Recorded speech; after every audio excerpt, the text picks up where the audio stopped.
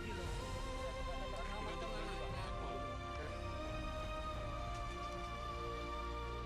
Pekan lalu seketika dunia persepakbolaan Indonesia ramai diperbincangkan halayak penyuka. Bukan soal prestasi, melainkan bobrok yang kerap terjadi di tanah air. Kerusuhan supporter. Miris memang, apalagi kali ini pelaku dari kalangan aparat. Saya sudah warning operator untuk bertindak tegas, lakukan semua upaya dalam rangka menegakkan aturan yang sudah disepakati. Jadi satu kelemahan di sepak bola kita, bila mana belum ada pengaduan dari panitia penyelenggara, maka aparat hukum tidak bisa bertindak. Saya kira harus dirubah. Tragisnya jadi tontonan yang tidak pantas ditunjukkan supporter berbaju hijau berpotongan rambut cepak ini, seolah pamerkan adu kuat-kuatan fisik. Peristiwa ini terjadi di pertandingan lanjutan Torabika Soccer Championship antara Persegres Gresik United dengan PS TNI di Stadion Petrokimia Gresik, Jawa Timur 22 Mei 2016. Walaupun dikabarkan sudah berujung damai antara kedua pihak, namun sanksi hukum tetap digulirkan. Hal ini disikapi tegas Panglima TNI Angkatan Darat Jenderal Gatot Nurmantio saat menghadiri suatu acara di Surabaya. Kita evaluasi seperti ini tidak boleh terjadi lagi. Ya, ini tidak boleh terjadi lagi. Fanatik boleh, mencinta kesebelasannya boleh, ya, tetapi jangan bertindak anarkis. Menyusul keterangan serupa disampaikan Presiden Direktur PSTNI sekaligus Pangkostrat Legend TNI Edi Rahmayadi di tengah pertemuan bersama kelompok 85 di Jakarta. Bagi orang yang diusung sebagai kandidat calon ketua umum PSSI ini, bahwa tidak seharusnya bentrokan terjadi bila mana kedua kelompok menahan diri. Meski begitu, tidak demikian bagi pemerintah, termasuk Badan Hukum PSSI yang turut angkat suara atas persoalan tersebut. Pelakunya ya harus dihukum dari dua tatanan hukum. Pertama, hukum negara, hukum pidana kalau misalnya ada penganiayaan dan sebagainya. Yang kedua dari hukum sepak bola, ya, karena esensi sepak bola kan fair play. Sekali lagi saya tidak melihat dan tidak boleh kita ini memandang bulu. Siapapun yang melanggar hukum di negeri ini harus ditindak. Dah, itu garisnya. Dahulu sebelum turnamen ini digulirkan, pemerintah sudah antisipasi sebelum terjadi. Alhasil, Badan Olahraga Profesional Indonesia atau BOPI akan meminta pertanggungjawaban penyelenggara, dalam hal ini PT Gelora Trisula Semesta. Dari aspek kualitas tata kelolanya memang masih ada bolong-bolongnya ya, dan kita berharap PT GTS segera melakukan pembenahan.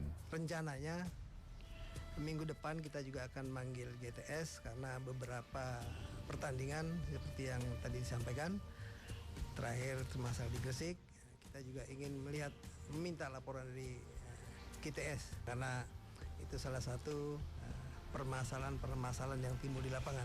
Mudah-mudahan GTS memenuhi panggilan ini karena udah sekian pekan ini terus terang belum ada satu personil BOPI pun yang diizinkan oleh GTS untuk masuk ke mengawasi. Lantas apa tindakan operator? Karena secara status hukum pun dipertanyakan, sebab sebagai penyelenggara berlaku juga sebagai pengadil melalui komisi disiplin yang dinilai pembentukannya tidak terbuka ke ruang publik. Sekarang posisinya kami sedang bekerja gitu, dan ini bukan suatu hukum rimba yang 1 hari, 2 hari, 3 hari beres, tidak gitu. Jadi kita harus melihat karena sepak bola itu ya tadi sebetulnya cerminan kebudayaan, terutama ketika itu menjadi satu olahraga yang paling populer di masyarakat, itu adalah cerminan kebudayaan, punya berbagai macam aspek kemasyarakatan, sosiologi. Kita tidak bisa hanya melihatnya ini regulasi, ini begini, ini harus, tidak. Sesungguhnya berdasarkan aturan wewenangnya ada pada organisasi tertinggi sepak bola, Persatuan Sepak Bola Seluruh Indonesia atau PSSI, sebagaimana diatur dalam statuta FIFA. Ya harus dong, harus dari federasi. Perangkat judisial itu harus dari federasi dimanapun di seluruh negara begitu. Karena yang menjadi anggota FIFA kan FIFA yang punya aturannya. Yang menjadi anggota FIFA kan federasi, bukan operator, bukan perseroan. Komisi Disiplin PSSI di dalam badan hukum sebelumnya dinonaktifkan sebab terbentur sanksi Kemenpora dan FIFA. Kemudian, menjadi hak PT GTS sebagai pengelola turnamen sepak bola untuk memberlakukan badan hukum sanksi untuk seluruh pelanggaran dalam sebuah pertandingan. PT GTS ini swasta, private initiative gitu, pure company. Jadi sudah dibilang dari awal bahwa memang kompetisi ini non resmi gitu ya, bukan kompetisi resmi, memang adalah suatu kompetisi terobosan. Tapi bukan berarti kita tidak mengikuti aturan-aturan yang berlaku di FIFA dan AFC beserta turunannya. Lantas, langkah apa yang diambil kedua pihak setelah pencabutan sanksi PSSI? Apakah segala bentuk pelanggaran di turnamen saat ini adalah hak penyelenggara ataukah dikembalikan kepada PSSI?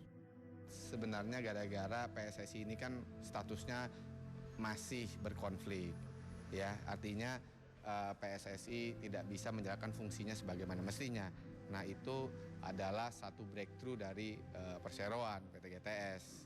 Nah, ketika dia sudah on lagi, makanya tadi kita minta bahwa ini kita bekerja sama menyelesaikan ini, tapi sehabis ini tolong sudah nggak ada lagi badan judisial di perseroan gitu loh. Sementara terkait dengan sidang Komisi Disiplin Insiden Gresik, PT GTS mengungkapkan dalam proses penegakan regulasi, rangkaiannya dimulai dengan pengumpulan seluruh informasi dan keterangan dari semua pihak yang terlibat. Namun, untuk menjatuhkan hukuman atau sanksi harus menunggu 4 hari setelah sidang disiplin digelar. Kembalinya sang legenda hidup Bambang Pamungkas. Gustavo Marulanda dan Den Milovanovic, aroma negeri Kangguru di tanah Madura. Tetaplah bersama Galeri Sepak Bola Indonesia.